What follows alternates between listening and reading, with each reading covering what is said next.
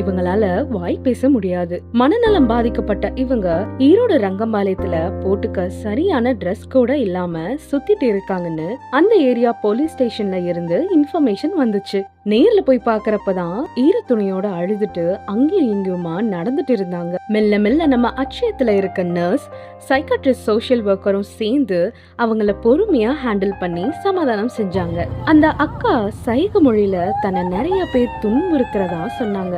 மேலும் சிலர் பேர் தப்பா நடந்துக்க முயற்சி செஞ்சாங்கன்னு அந்த பகுதியில இருக்க மக்களும் சொன்னாங்க. கவலைப்படாதீங்க, உங்களை நாங்க கூட்டிட்டு போறோம்.